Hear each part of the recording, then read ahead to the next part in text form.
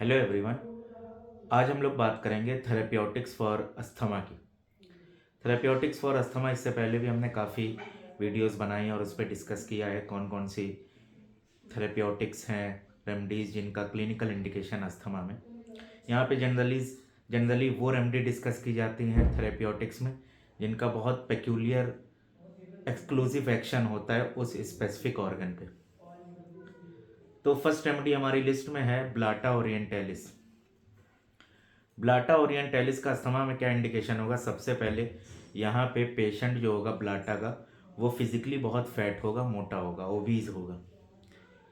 मोटे के साथ पेशेंट को बहुत ज़्यादा डिफिकल्टी इन ब्रीदिंग होगी, अस्थमा होगा। और इसके साथ में पेशेंट को ब्रोंकाइटिस बार बार होगा। पेशेंट ये कहेगा कि जब भी हमको अस्थमा का अटैक आता है उसी समय पे हमको खांसी भी आती है, ब्रोंकाइटिस होता है, और जो मेरा म्यूकस निकलता है, बलगम निकलता है, एक्सपेक्टोरेशन निकलता है, जो डिस्चार्ज निकलता है खांसते वक्त, उसका जो है स्मेल जो होती है पस लाइक होती है।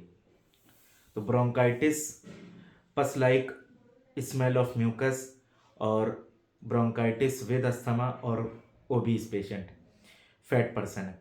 और इसके साथ में पेशेंट को जब भी रेस्पिरेटरी डिफिकल्टी होगी उस समय प्रोफ्यूज परस्पायरेशन होगा, बहुत ज़्यादा पेशेंट को पसीना होगा अस्थमा के टाइम पे। तो ये पूरा जो है क्लिनिकल इंडिकेशन था ब्लाटा ओरिएंटालिस का। नेक्स्ट रेमेडी हमारी लिस्ट में है क्यूबरेचो। क्यूबरेचो का एक्सक्लूसिव एक्शन है लंग्स पे। इसको बोरिक ने मेंशन किया है, it is digitalis of lungs. तो डिजिटलिस ऑफ लंग्स का मतलब यह है कि जैसे डिजिटलिस वीक हार्ट को स्टिमुलेट करती है, वैसे ये वीक लंग्स को स्टिमुलेट करता है लो डोजेज में, टिंचर के फॉर्म में, रिपीटेड डोजेज में। तो फर्स्ट ऑफ ऑल ये टिंचर में दी जाएगी और इसका इंडिकेशन ये होगा कि जहाँ पे प्रॉपर ऑक्सीजन की बाइंडिंग हीमोग्लोबिन से ना हो पाए, या हीमोग्लोबिन इटसेल्फ डिफेक्टेड है, लाइक थैलेसीमिया में या सिकल सेल एनीमिया में, जहाँ पे कार्बन मोनोऑक्साइड का कंसंट्रेशन बॉडी में बढ़ जाए जिसकी वजह से हाइपोक्सिया हो जाए, और यहाँ पे ब्लड में पेशेंट के यूरिया का कंसंट्रेशन काफ़ी ज़्यादा मिलेगा, यूरिया का लेवल बढ़ा मिलेगा, यूरिमिक डिस्निया होगा। तो ये सिम्टम जो है पूरा जो है क्लिनिकल पैथोजेनेसिस है, ये क्यूबरेचो की होगी। यूरिमिक डिस्निया में सॉलिडेगो भी इंडिकेटेड होती, बट सॉलिडेगो में यूरिनिक डिस्निया, यूरिमिक अस्थमा के साथ में वहाँ पे पेनफुल यूरिनेशन एट नाइट होगा, रात में यूरिन करते समय पेन होगा। यहाँ पे एज सच ये सिम्टम नहीं है। तो क्यूबरेचो स्टिमुलेट करती है ऑक्सीडेटिव प्रोसेस को और कार्बन मोनोऑक्साइड को बाहर निकालती है, और यूरिमिक डिस्निया इसका इंडिकेशन है, साथ में क्लिनिकल ब्लड रिपोर्ट्स में हमको मिल सकता है। तो टिंचर के फॉर्म में लो डोज में रिपीटेड हम लोग देंगे इसको, और पेशेंट जो है इम्प्रूव कर जाएगा। नेक्स्ट रेमेडी हमारी लिस्ट में है फॉर्मिनेलिनम।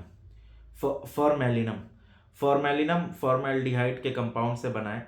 और फॉर्मेलिनम का क्या इंडिकेशन होगा कि यहाँ पे अस्थमा का अटैक जब भी आएगा उससे पहले लैरिंग्स में स्पाज्म पड़ेगा, लैरिंजिस्मस स्ट्राइडुलस जिसको बोलते हैं, या लैरिंजो स्पाज्म, लैरिंग्स में स्पाज्म, सडन कॉन्ट्रैक्शन हो जाएगा। अब ये चीज़ तो बहुत सी रेमडीज में होगी, लेकिन अगर कोई और सिम्टम ना मिले, सिर्फ लैरिंग्स स्पाज्म मिले और साथ में अस्थमा मिले, सिर्फ लैरिंग्स स्पाज्म और साथ में अस्थमा, तो ये पूरा इंडिकेशन है फॉर्मेलिनम का। मतलब यहाँ पे और कोई इंडिकेशन ना मिले, वरना अगर और कोई इंडिकेशन मिलेगा तो और रेमडी का इंडिकेशन हो जाएगा वो, लेकिन सिर्फ लेरेंजोस्पाज्म with asthmatic respiration.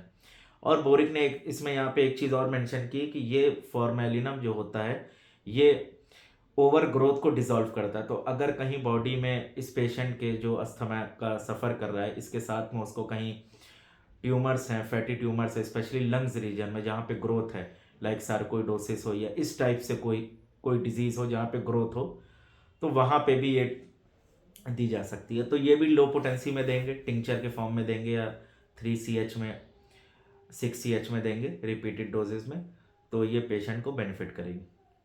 Next remedy हमारी लिस्ट में है फेरम मेटेलिकम। फेरम मेटेलिकम का क्या इंडिकेशन होगा? सबसे पहले अस्थमा के केस में कि जब भी अस्थमा का अटैक आएगा तो फेरम का पेशेंट का जो फेस होगा वो रेडिश हो जाएगा, वो एक रेडिश ह्यू उसके चेहरे पे दिखेगी, चीक्स पे और नोज पे। और साथ में पेशेंट बहुत ओवर सेंसिटिव होगा, बहुत इरिटेबल होगा, बहुत ज़्यादा सेंसोरियस होगा, मतलब पेशेंट बहुत एंग्री होगा, डोमिनेटिंग होगा, इरिटेबल होगा, जस्ट लाइक नक्स वोमिका, जहाँ पे हम लोग नक्स वोमिका प्रेस्क्राइब कर देते हैं, हेपर सेल्फ प्रेस्क्राइब कर देते हैं, और लाइकोपोडियम प्रेस्क्राइब कर देते हैं, और भी बहुत सी रेमडीज़ हैं जहाँ पे, तो वहाँ पे फेरम इंडिकेट होती मेंटल लेवल पे। अब फेरम भी अंडर प्रेस्क्राइब्ड है इन सारी रेमडीज़ की वजह से, इसकी जगह पे क्यूप्रम प्रेस्क्राइब हो जाती, जिंक हो जाती है, बट फेरम भी बहुत ही अच्छा वर्क करेगी अस्थमा के केस में। और इसका बहुत एक इम्पॉर्टेंट सिम्टम है, क्या है कि पेशेंट ये कहेगा कि जब भी हमको अस्थमा का अटैक आता है, उस समय अगर हम स्लोली मूव करें, धीरे धीरे चलें, तो मेरा अस्थमा इम्प्रूव होने लगता है। तो ये इंडिकेशन है फेरम मेटालिकम का। Irritable temperament with flashes of face, red red hue होगी चेहरे पे, रेड फ्लैशेस हमको साफ दिखेंगे, और पेशेंट ये कहेगा कि जब हम वॉक करते हैं स्लोली तो मेरा अस्थमा इंप्रूव हो जाता है। तो ये कुछ रेमडीज थी थेरेप्यूटिक्स फॉर अस्थमा की, और भी आगे हम कंटिन्यू करेंगे। अभी के लिए इतना, थैंक यू।